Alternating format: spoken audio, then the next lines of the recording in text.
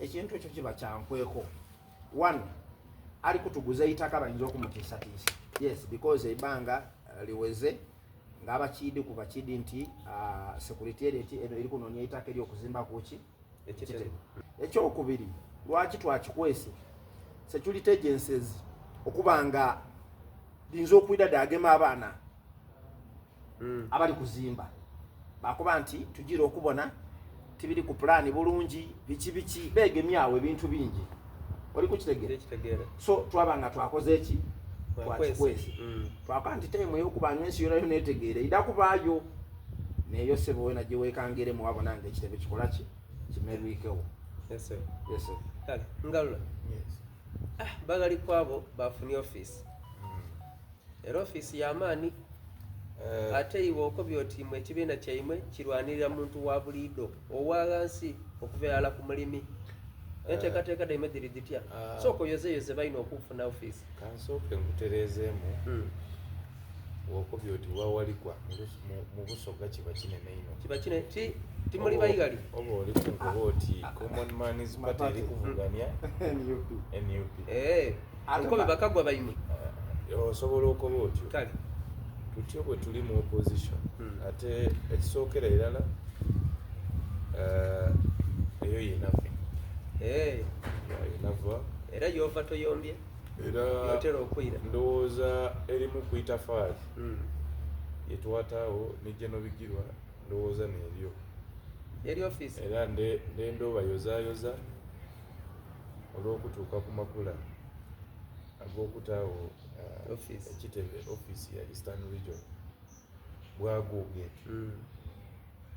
but nga weide ebyobufuzi bya Uganda birina trend yabyo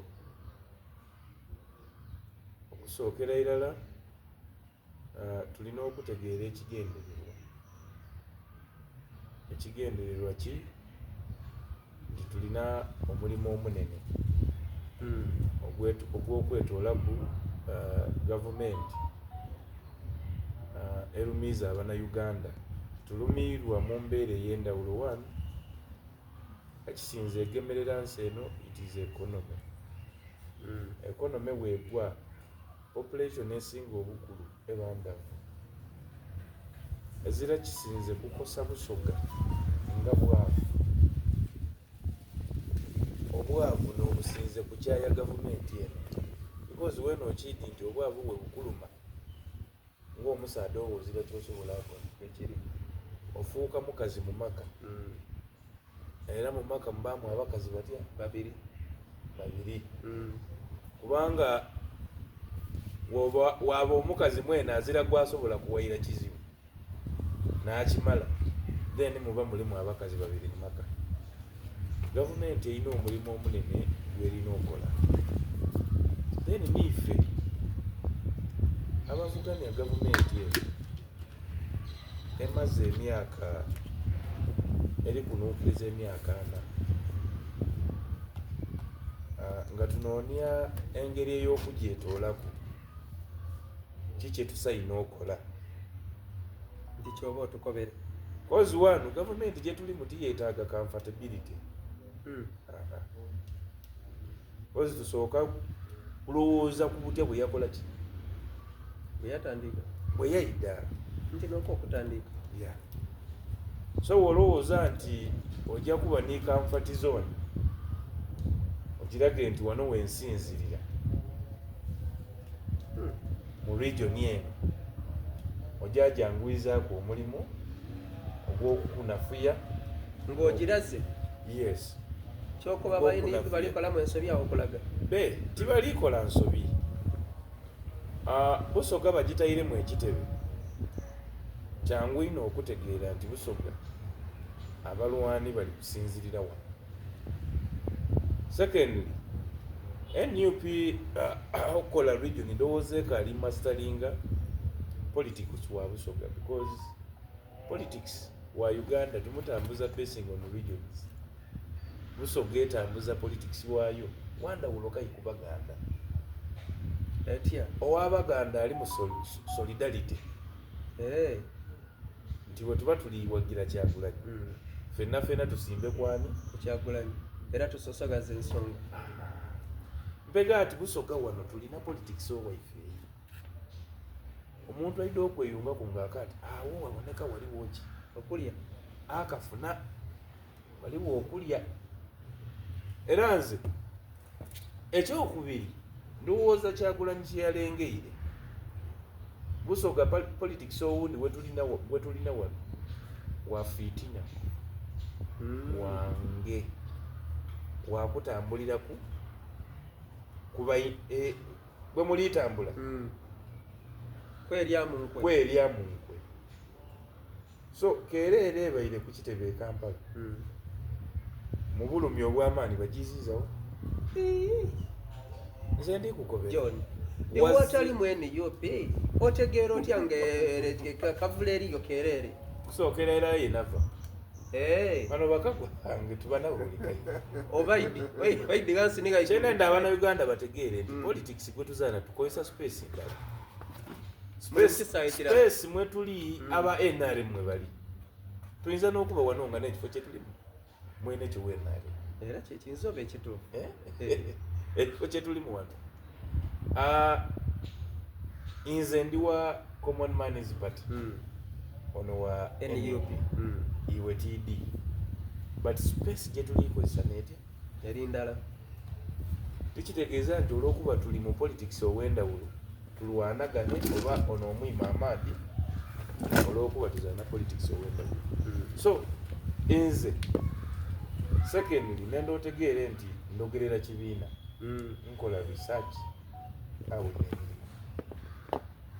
tetulizeeyo ku mifujo bairo likobe egiri ekavule So, gye bayisiza iganga ezira region ebaire na misango mingi Kyagulanyi gyatyaime mu nga Busoga sub region ni eastern region yonna emisango egiva wano okugyewa Kyagulanyi giva Busoga singa sub region zidi n'etaano.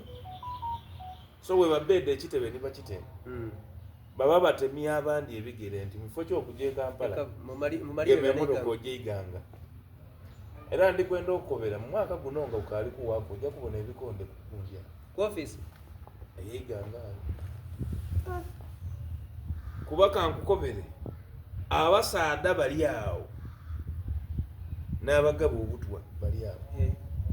I want to tell you because the politics we move in noyo nti omuntu atakwenda mu politics asobola n'okuwaki obutwa ate nga mwena mutambulira mu layini etya ndala muli kunuulira kintu kirala.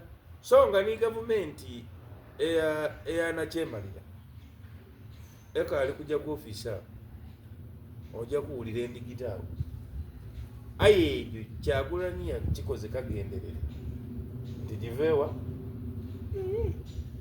twali wano nga balima Bigirwa Moses Jeno Bigirwa Moses abantu abamulima baali bawo Obusoga yes ate tejja kutya kumomba wali Bumba teyalimu actually bwe twatandikira ndowooza nze ni Bumba twali ayi Bumba nali nkusinga okuzitowa mu kibiina.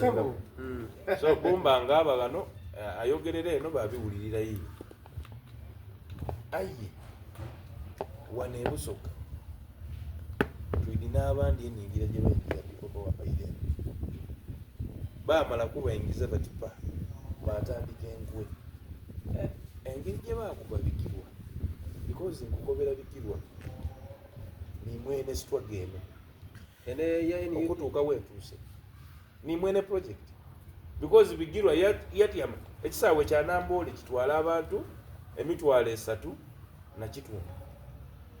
Bigirwa yemerera mu nku yange yawanika ekipande ati Bobi Wine for what? For president. Government yabuuza Bigirwa ni Kyagulanyi mwene ya questioninga Bigirwa oyagala kundeetera buzibu oyagala kundeetera buzibu ati kino okoze kyaki gwe olaba ekintu tokisobola bamuwumbawumba ati kino ekintu ni project gye tutandise olina okuba president soko simba kati Namboole kiki ekyaliyo memale olwo ne baganika gwali mupiira gwali mupiira nga guli kuzaanibwa omusaadha mu tugyete ki mu kunumirwa eno ate n'okwenda Kyagulanyi yawandiika for president yali agira ku mupiira ogwo abasobola okinoonyaku niwe mwene osobola okinoonyaku by then Bigirwa yalinamu kuyawanikira ngakale project eyo yatandika Bigirwa yaba kumpi ne Bobi Wine era mwidukira akalulu k'Ekyaddondo nti Bigirwa awataalinga Bobi Wine Bigirwa neyatyambanga okwogerera wani Bobi Wine project eyo wetandika but project ya People Power weida wane Busoga nga tufiira Arua olwo eri kuideeti yawe Busoga Bigirwa bamukuba by election zedali Arua yes eda Kasiyano wali Bigirwa bamuwaire obuvunanyizibwa bw'okulumba Eastern Region gy'opamba ne tubona yatandika okusoloza yatuukira ku Bamulenzi yena baire namwagana mu 2017 nga nakamalanga university neyunga ku Bamulenzi namugana munanze nenda kwingira byabufuzi yakati ayita tutandike ne People Power Bigirwa yasosinga Pastor Muwanguzi Andrew pasita mwene abulira yamwagana mu kanisa kyaki yeri wano Masesi yena yali alikwenda kwingira byabufuzi aye pasita yali alina ku busente buno obuva muli obw'abazungu so yali atusinga mu kuki akasente nga awalemye asobola okwingirawo n'akasente katereza begat Bigirwa abeeda Muwanguzi amutwalawa Kampala okumiitinga abakulu weya miitinga abakulu Bigirwa yakati n'omusaadde ono ali mukuku abazungu eyo bidukira nga ekibiina kikalakinga akasente funding okuva so no weyalagayo abazungu were baali baavu muku yabalagayo ekikulu kyakubona muzungu kala babona muzungu atukyamukirira kala nga bakyamuka okuva ku baakuyisa Pastor Muwanguzi nga bani abamukozesa anti ndikukobera Kiriki Pastor Muwanguzi yakuleetinga olutalo oluba wano mu Busoga paka we yalwana Bigirwa yakuba ati aye oba nalina obusobozi obuzimba kino lwaki tizimba kindi because lwayingiramu abantu ab'endawulo kubanga lwali mu funding edukira onaafuna ku busente ntalo daki so eyo office entalo baditoyire